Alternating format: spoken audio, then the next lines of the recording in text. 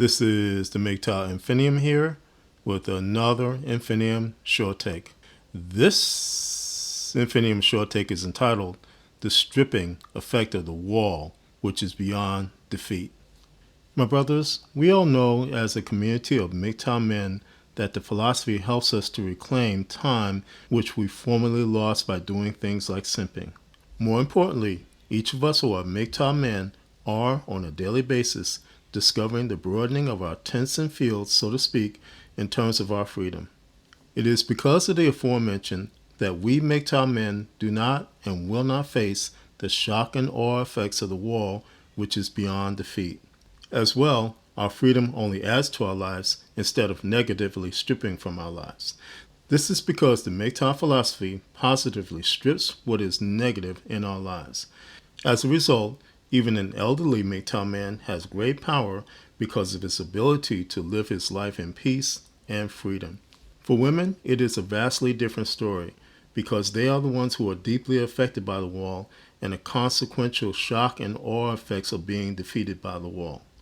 Which one of the primary aspects of the shock and awe effects of the wall is the extensive negative stripping effect it has upon women. This is because the stripping effect is global in nature, therefore making it as well incomprehensible in nature. Simply put, women of any stature inevitably and invariably will face this stripping effect in their lives. And inevitably and invariably, women will be faced with the consequences of the damage they are accountable for pre-wall in such a way that it greatly exacerbates the stripping they encounter post-wall. My brothers, a primary example of this negative stripping process occurring is Bonnie K. Williams. Williams, who is a lawyer and a television host, is infamously known for her denunciation of everyday black men like bus drivers because they were beneath her. Specifically, Williams stated that she would only date an aforementioned black man if he was the owner of the company he drove for. Even though she stated that her reasoning is that black men need to step up to the plate in terms of rebuilding the black community, Williams nevertheless was raked all over the coals for her stance on various social media platforms. In spite of the bus driver backlash, Williams has now come forth with the stance that she will become a single mother by choice by purchasing sperm from sperm banks, again, with the purpose of rebuilding the black community. My brothers, I would submit to you that Williams' aforementioned stance is strong evidence of the effects of the negative stripping process which she is going through, and therefore evidence of the delusion which is a consequence of that stripping process. The following is content which contains Williams' statement and the reasoning for her actions. In the use of this content, I cite fair use policies.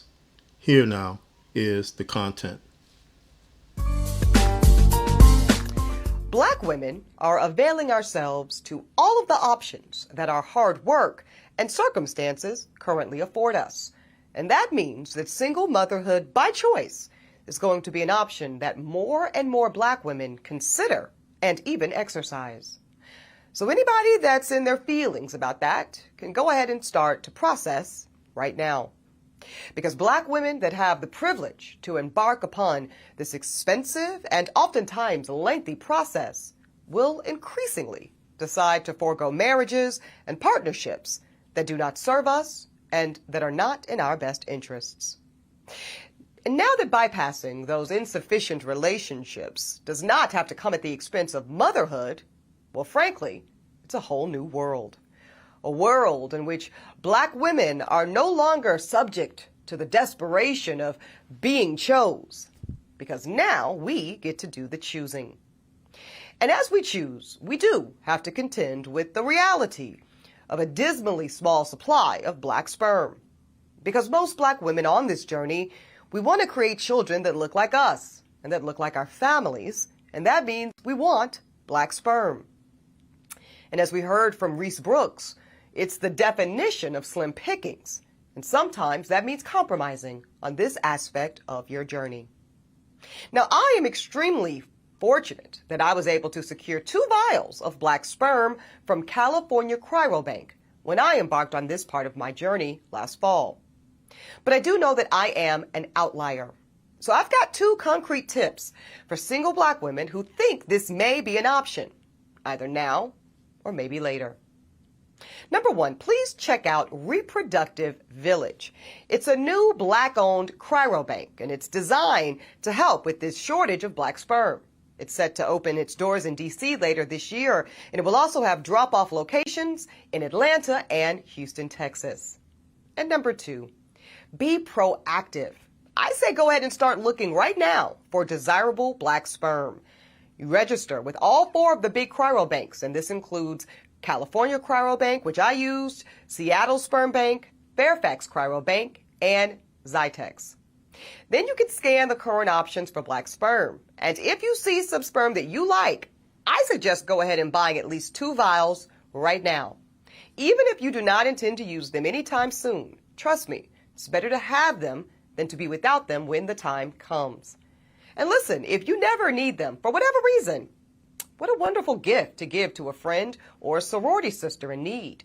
And also, most of those banks, they allow you to resell the sperm back to the bank itself. Listen, I know that many are going to question or even indict the decision that I and many other black women are making to become single mothers by choice. But I, like the women you heard from today, go by the creed of no regrets. I have, and many black women have, too much love, too many resources, and too rich of a community not to share these gifts with children of our own. Children that will one day, no doubt, enrich and contribute to the next generation of Black America. My brothers, on face value, it is clear that Williams is doubling down in terms of her now delusional stance of womanist superiority, which is a direct result of the negative stripping effect caused by her encounter with the wall. As such, the aforementioned content only strengthens the 4 main issues which will serve to exacerbate the shock and awe effects of the wall upon Williams. Number 1, the obvious. As she has done in the past, Williams is engaging in the gaslighting of black men, thereby deflecting attention away from her selfish entitlement. In her view, she is not the issue, and by default, black men can and will always be the issue. Here, it becomes obvious that no matter what, Williams will never take accountability for her selfish actions and entitlement.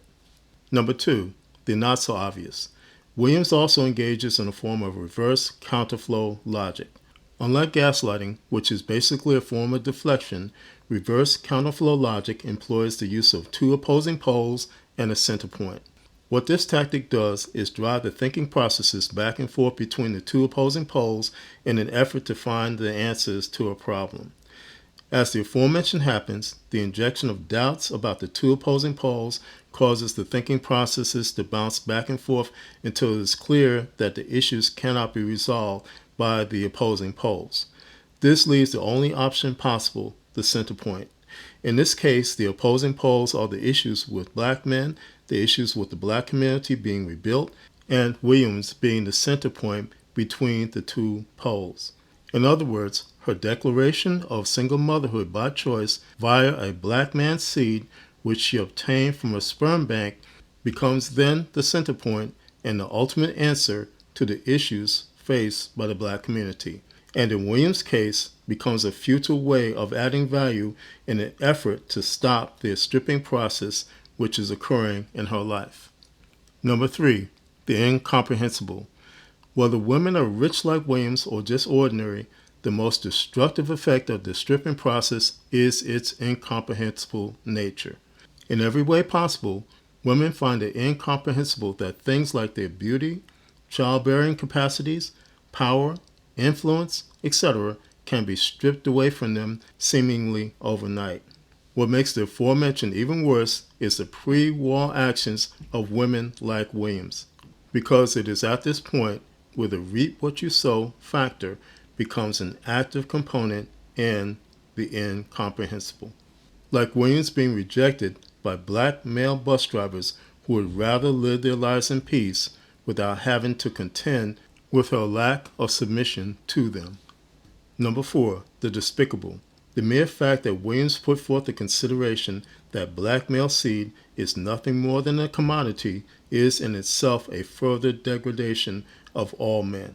This is because in the view of womanists, men are nothing more than mindless slaves who have no right to things like dignity or, for that matter, our freedom. There is no consideration in terms of our worth or ability to critically think because, again, aside from our money or resources, we are worthless to womanists in that regard. And for women like Williams, the aforementioned mindset only greatly heightens the not worth it factor which men consider when they walk away indifferently while not looking back. My brothers, when it comes to the stripping effect that the MGTOW philosophy has on our lives, its importance should not be trivialized. Unlike the negative stripping process which happens to women, the MGTOW stripping process is positive because it is a stripping away of things which enslave us, such as simping. In itself, the stripping process we MGTOW men go through forces a reprioritization of every aspect of our lives. It is because of the aforementioned, we then, on a daily basis, increasingly discover our worth, our dignity, and most of all, our freedom as MGTOW men. This is the MGTOW Infinium, and this has been an Infinium Short Take. My MGTOW brothers, as always, stay safe, stay strong, stay on the MGTOW path, and remember, MGTOW is the liberation of men's minds. MGTOW cannot and will not be stopped.